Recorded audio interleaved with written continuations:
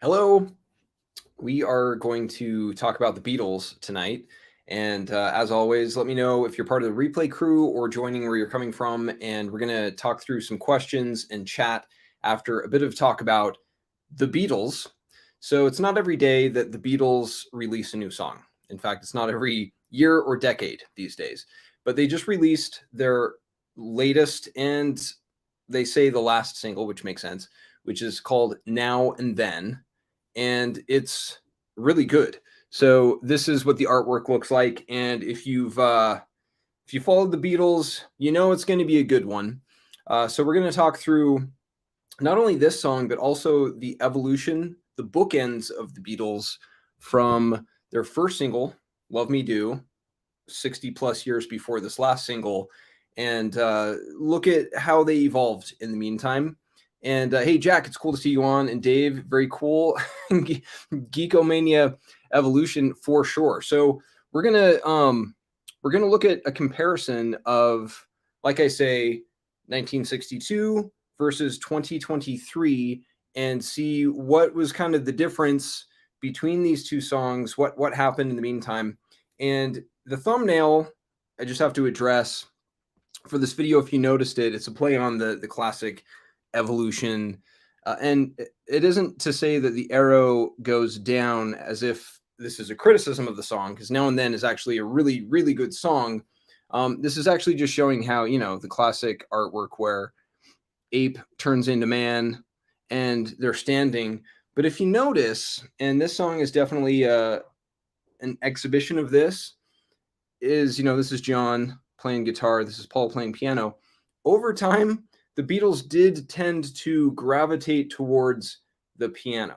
Though, many of us are guitar enthusiasts here, so that's not a comment on the guitar, but I do think the piano is potentially especially conducive to composition because of the way that you can play extended chords and all of that good stuff. But we're going to look at this song mostly through the lens of guitar. We might pull out the piano a little bit.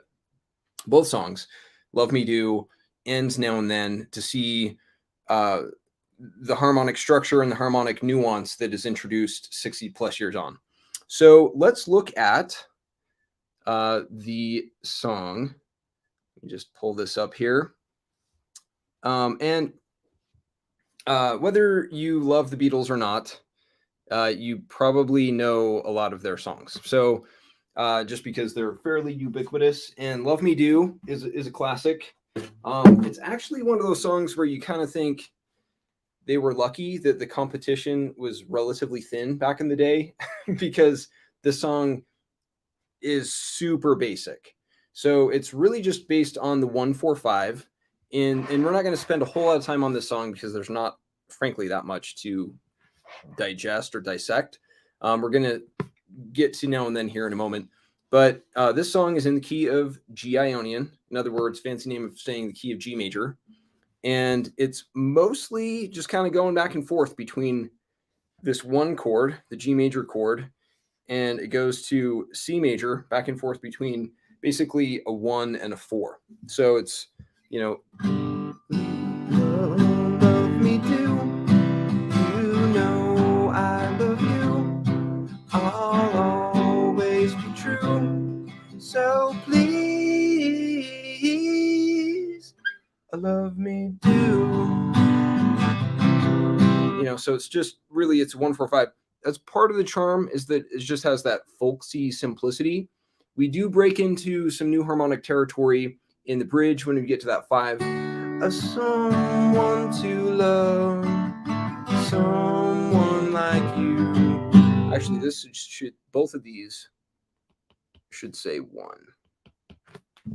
A someone to love. And then it gets back into the verse section and just kind of goes back and forth. So that is the Beatles' introduction to the world in terms of what people know of as their first song, their first big hit.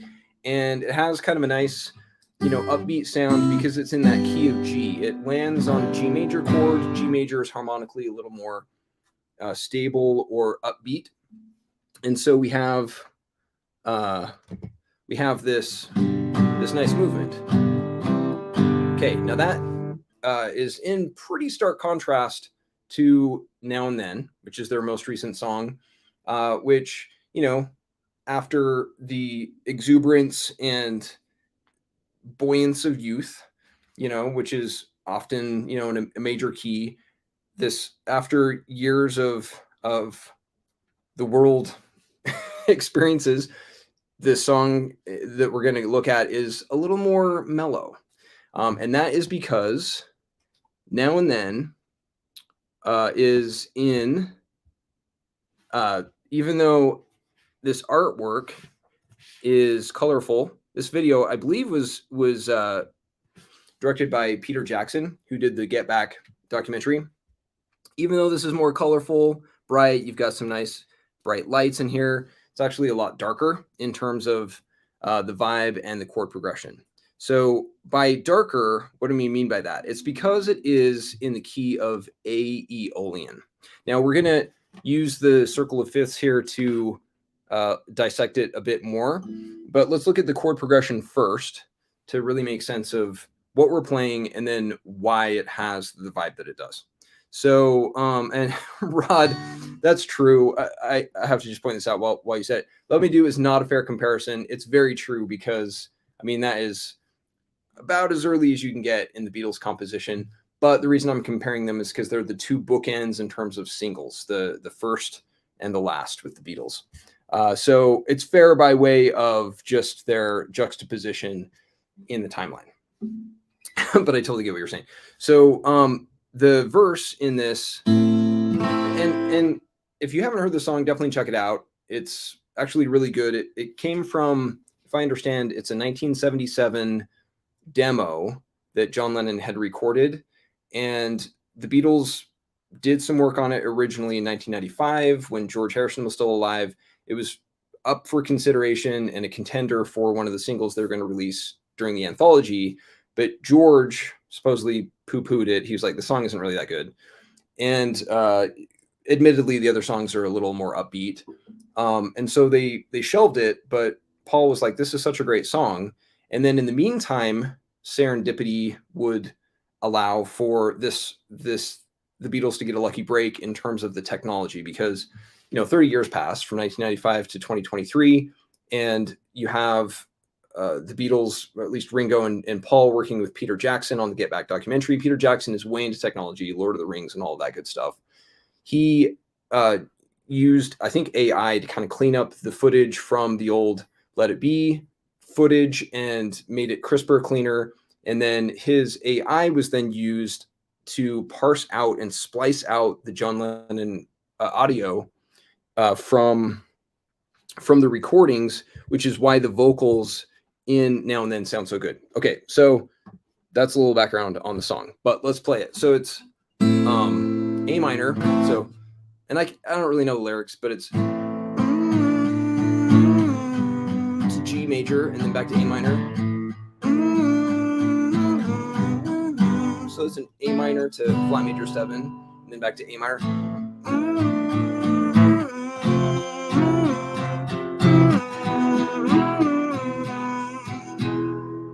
And then it goes to this cool A. I actually didn't like this chord at first, but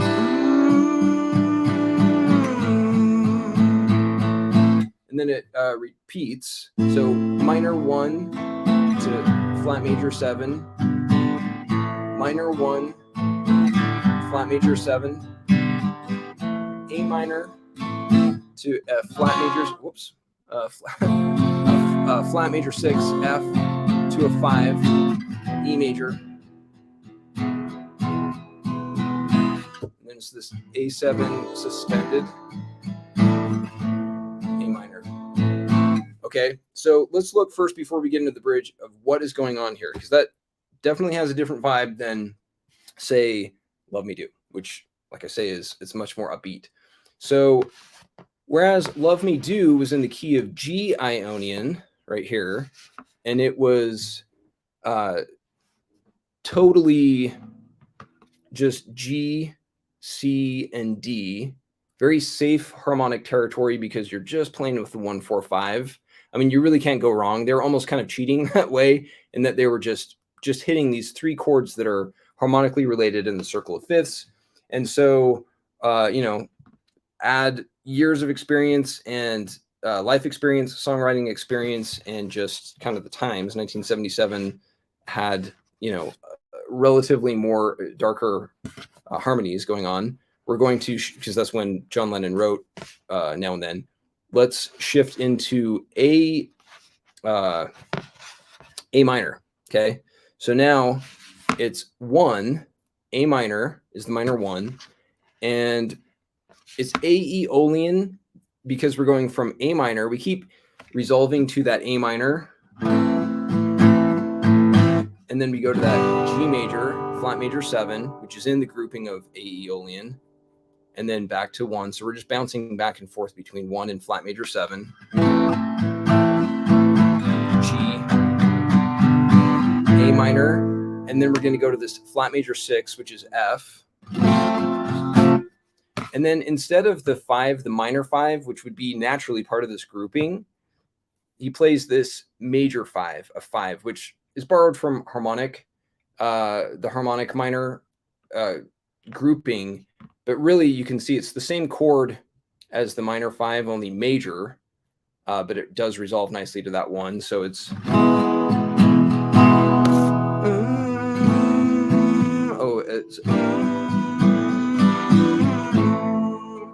So just in summary, 1 flat 7, 1 flat 7, 1 flat 6, 5, 1.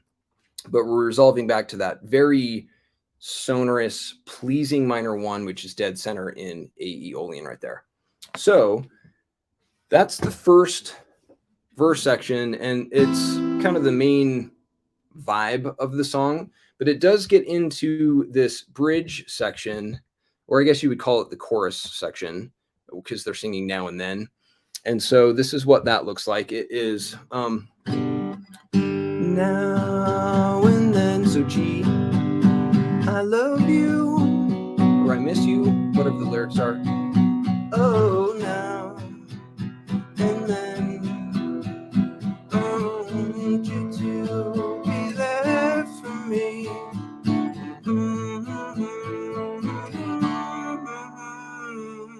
So that's a 1 flat major 7 to a B minor, which is the minor 2 on that first row, and then it goes to that. And you can hear John Lennon knows that that's like a really good chord change, because he has this like inflection and this little kind of like thing going on with his vocals before he hits that E minor. So it's back to, I'm gonna start start here again. So it's now and then, I miss you. And then right here he does that. Oh, now and then, I want you to be there for me.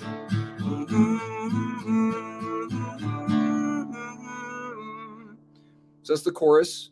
Very pretty, and it is a little more upbeat because it's kind of going to that G, which is kind of the anchor point.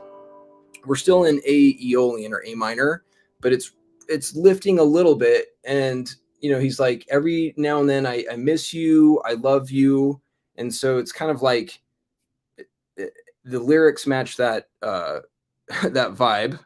Getting messages here. So we have then the interlude.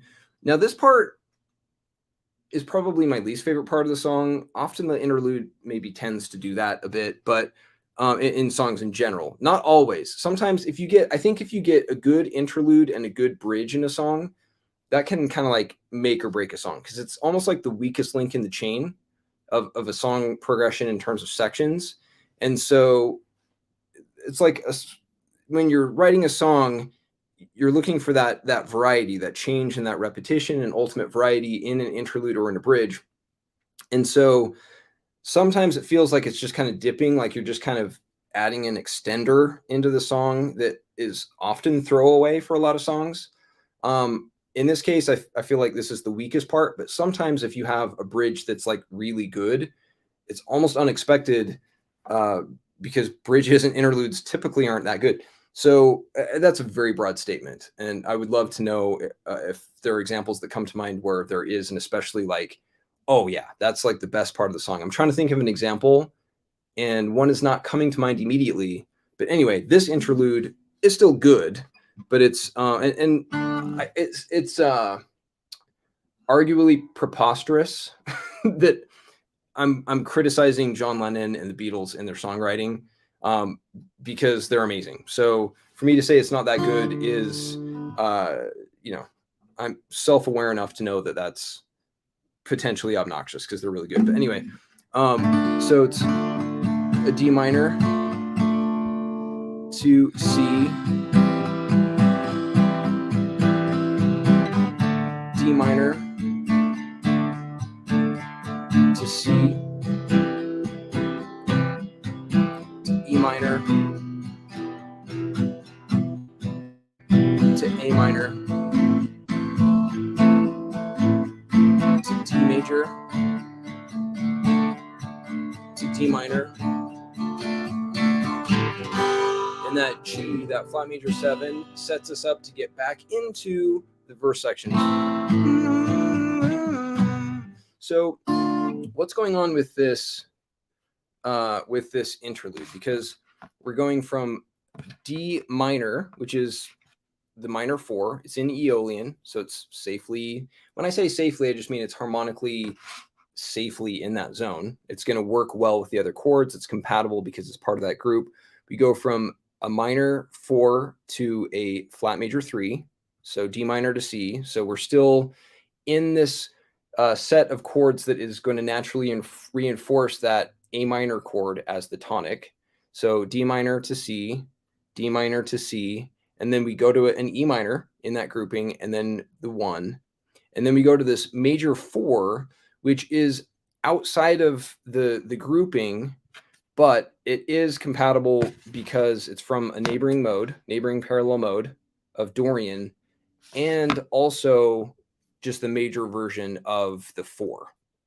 And so that's often, we're going from that F major of D major to an F of D minor,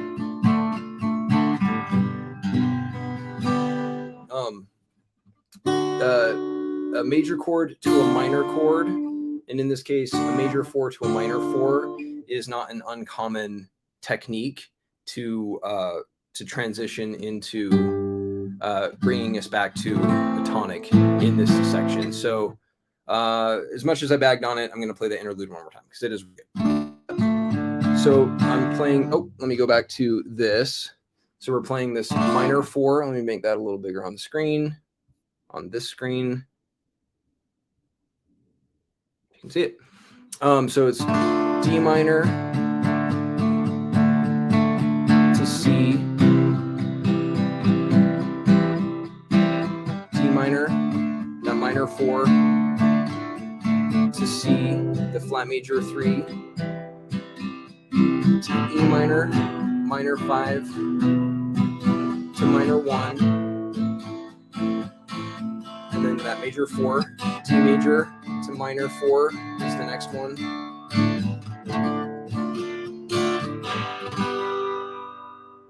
And then the outro, and then after that, it does bring us back into the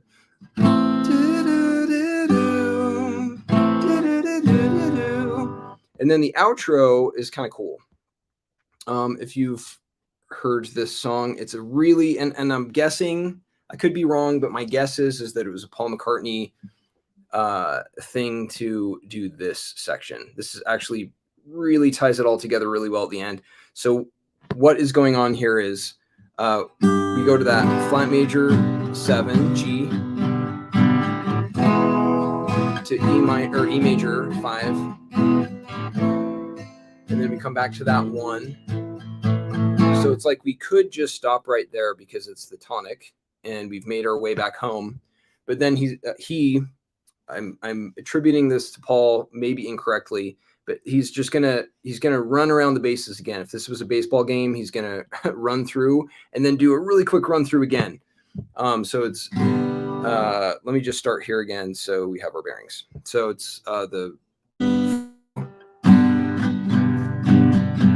let's see, 1, 2, 3, 4, 1, 2, 3, 4, 1, 2, 3, 4, 1, 2, 3, 4.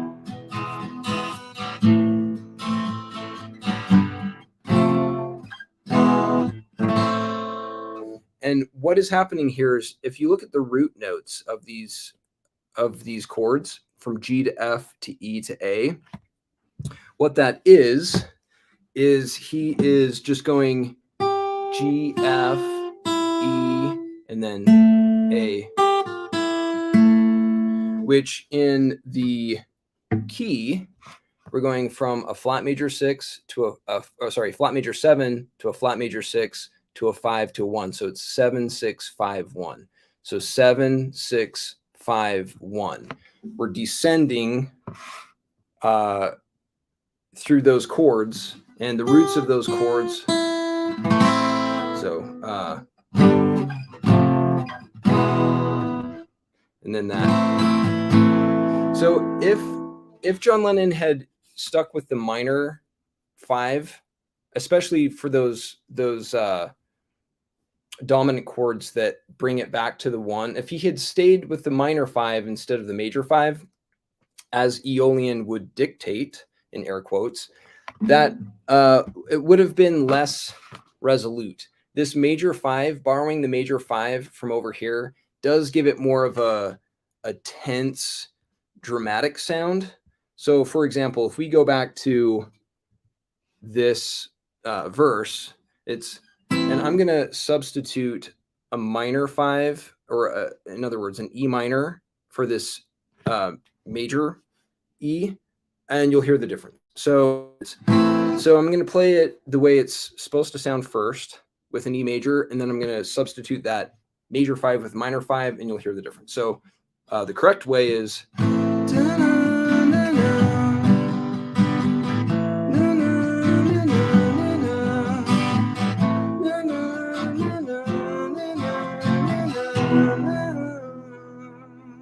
okay, that's beautiful.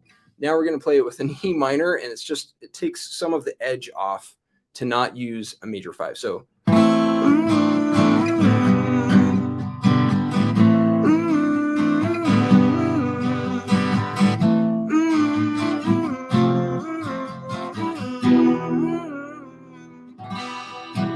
it's because we want to hear that G major, which is the leading tone to A. So it's just a half step below A. And that's why that major 5, E major, naturally comes to a stronger resolution to A minor than an E minor would, because E minor has a G. So G to A isn't as satisfying as G sharp to A.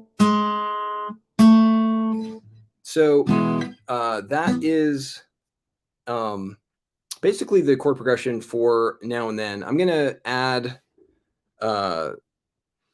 these to the library so that you can play it at your own pace. But here's a look at the chord progressions to summarize what chords are used and why they're used in this song, in Now and Then. So we have the A minor, which is the tonic, therefore the minor 1. And there's a lot of flat 7 going on, and quite a bit of flat 6, and quite a bit of a major 5. So those are kind of the main chords. But when we move into that chorus section, we do get a B minor, minor 2, and a D major. And those two chords obviously are compatible. I say obvious, but it's apparently compatible because of their close relationship. D major and B minor are relative major and minor chords together. And they also come from this neighboring mode over here. So if we were to just shift from this grouping from A Aeolian over here, together they're grouped in this neighboring parallel mode, A Dorian. So they're close. They're close neighbors. We can borrow them in. We can pull them in easily. They're not coming from way over here in some other harmonic territory of the circle of fifths. And so those two chords sound nice. And then, of course, the D minor and the C show up, and the E minor show up in Aeolian. So for the most part, it's really Aeolian. That's why this song is so harmonically pleasing. And so, with all of the songwriting that the Beatles did, they started out with, say, like Love Me Do. It was the 1-4-5, 3 super consonant, harmonically pleasing and connected chords in a song like that. And then when you get into a song like Now and Then, which actually isn't even that harmonically complicated compared to a lot of songs that the Beatles did, which I'm going to get into more as we go into Beatles analysis and just song insights in general. There's a lot that they're doing that is super innovative, but when you are able to dissect music in this way, using the circle of fifths, using the connections between words as they relate within theory, it's like what seems like this eclectic, random set of chords that they're using. Oh, they actually came from. There's a logic to it. There's a reason behind the chords that they're using. So that is Now and Then by the Beatles. The Evolution is amazing. I love the Beatles. They're personally my favorite.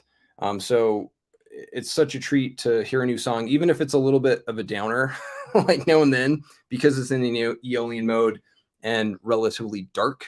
It is fun to hear because they're the best of the best, in my opinion.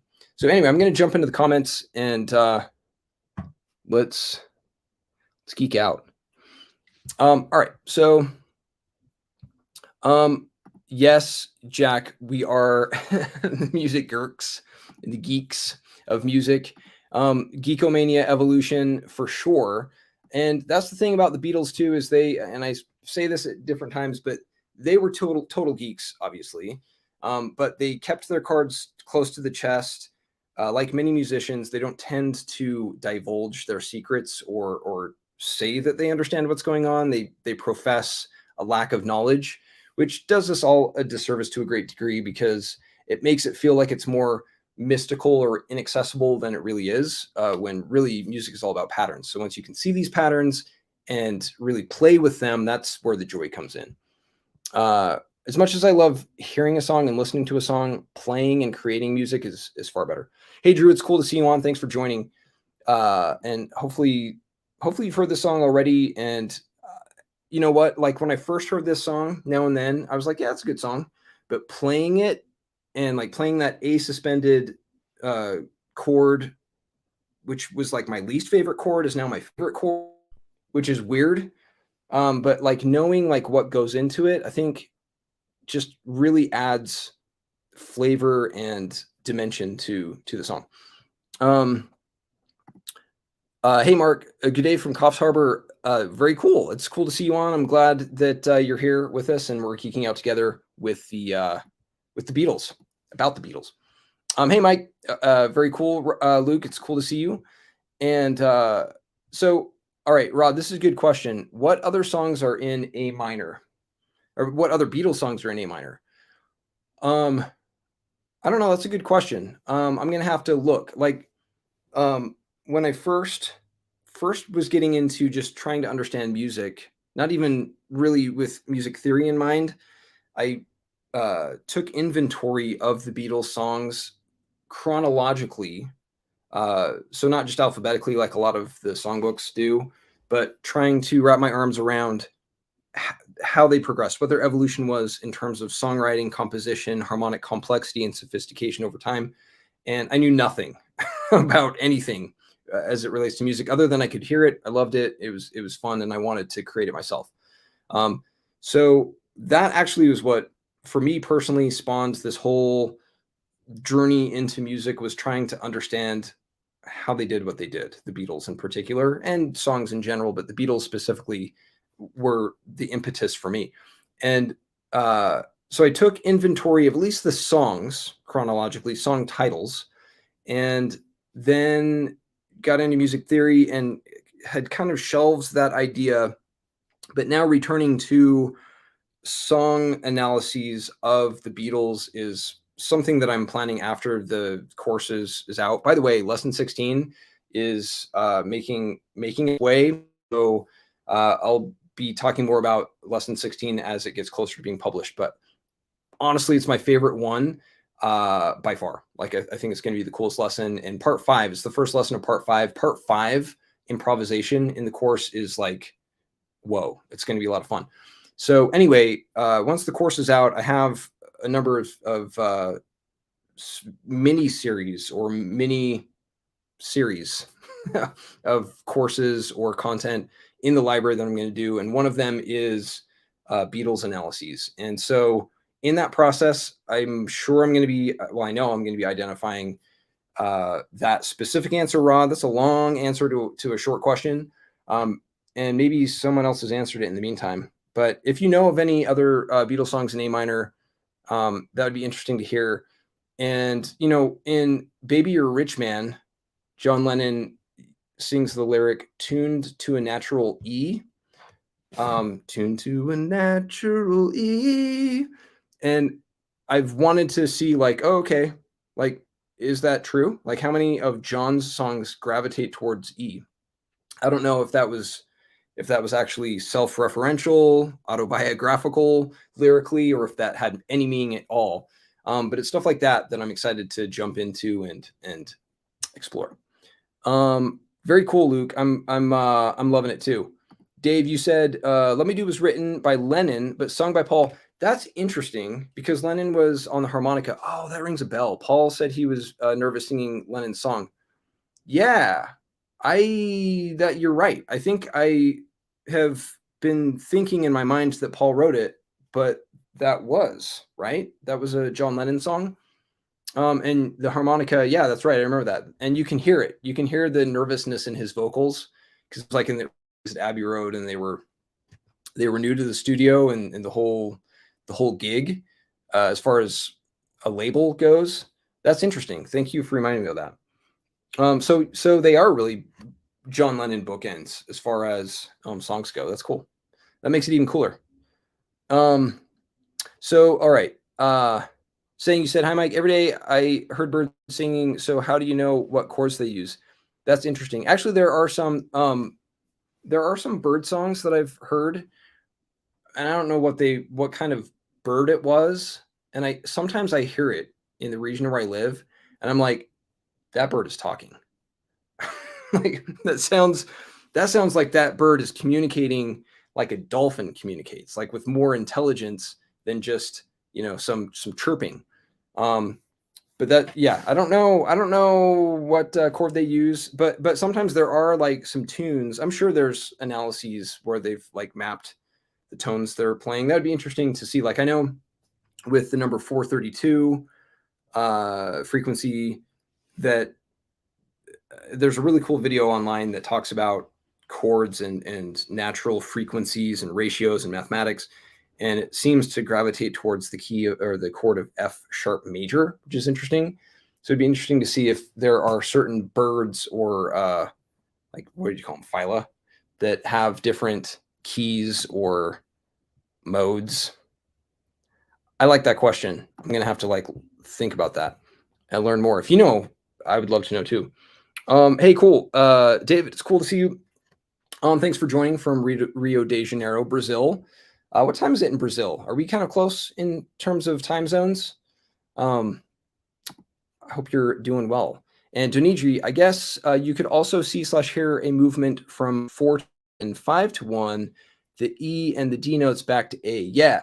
So in this progression, if I'm reading what you're saying correctly, that you do get this D, quite a bit of D going on, quite a bit of E going on back to A.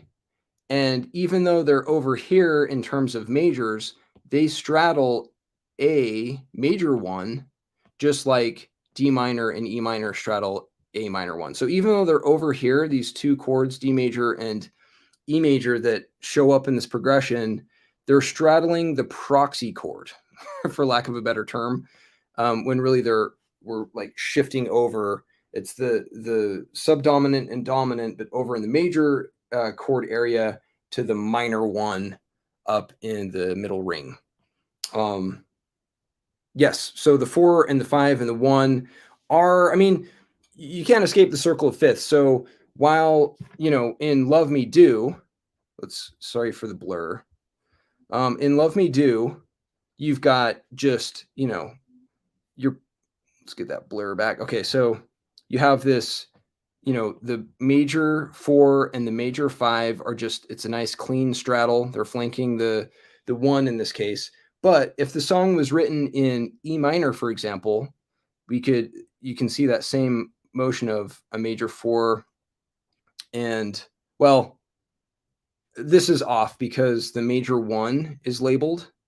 And so instead of having this be a minor 1, well, here, let's do it over here because I can do it on the fly with this.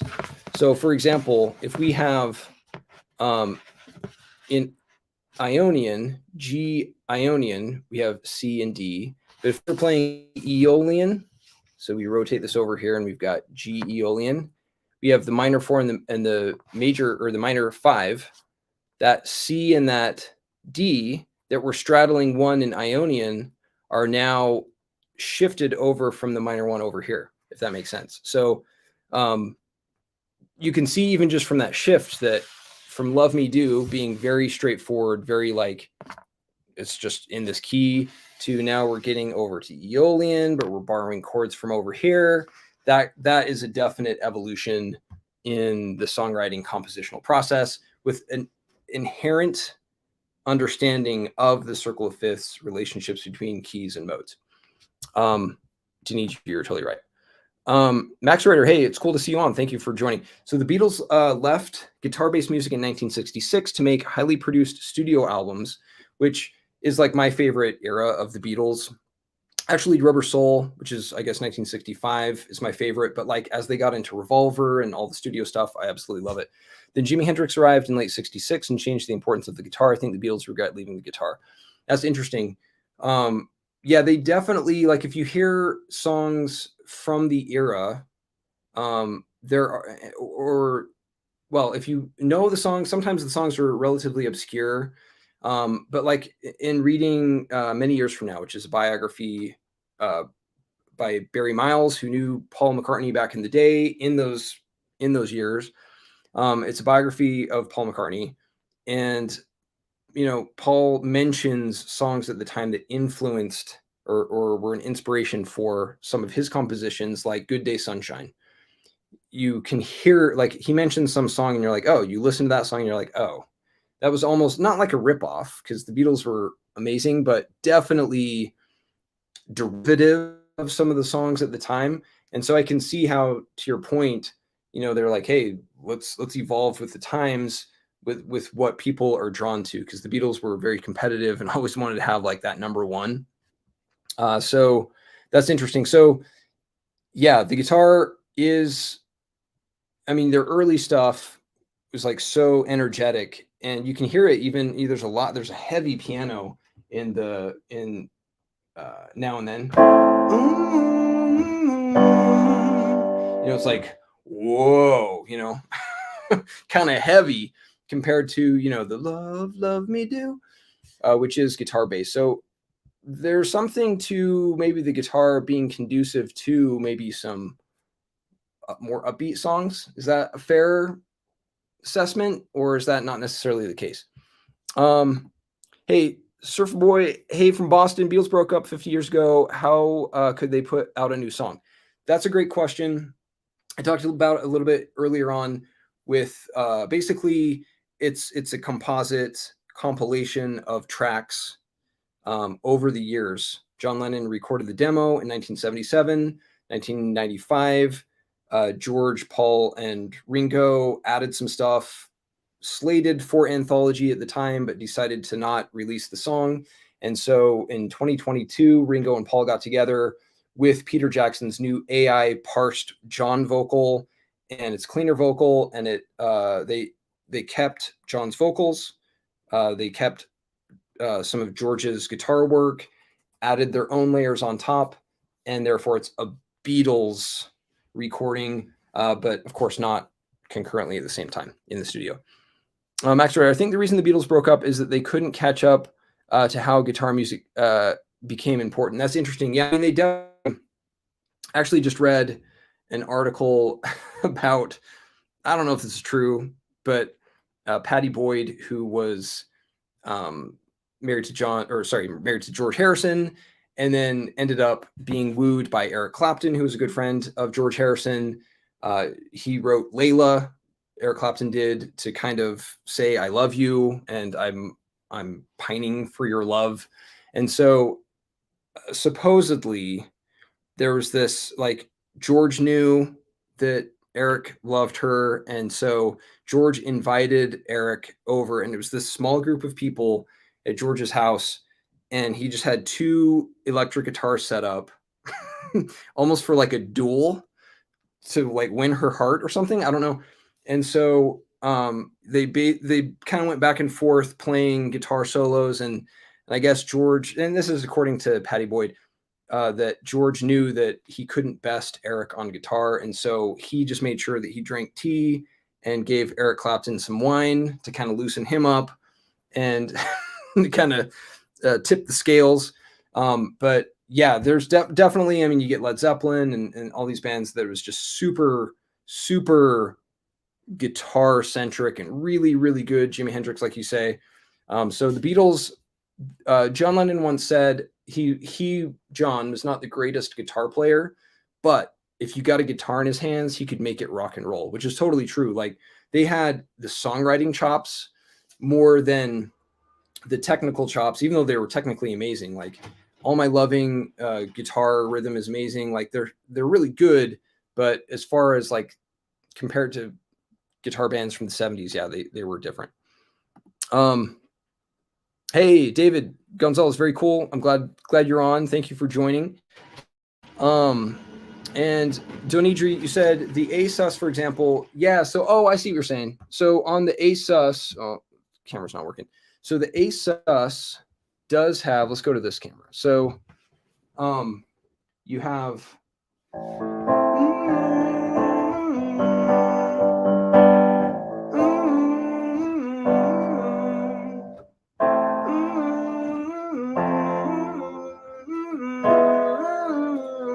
and then we go to this A sus, which is,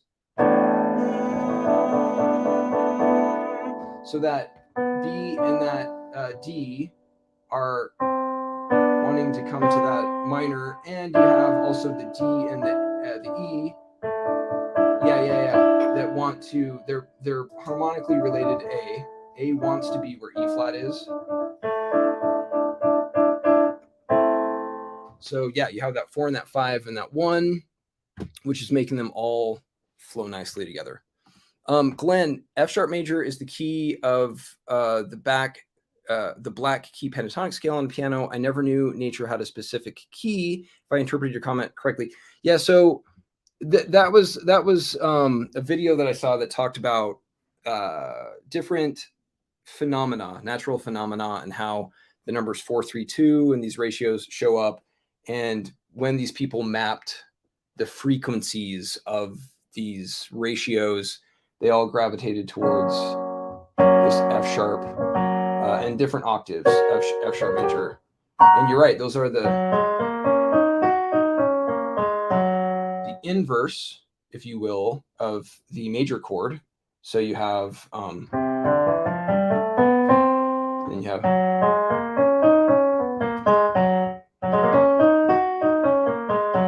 the in black and white keys are highlighting, basically, if you take the notes that you chop out of the major, meaning the black keys, and you play those, that's the F sharp major pentatonic.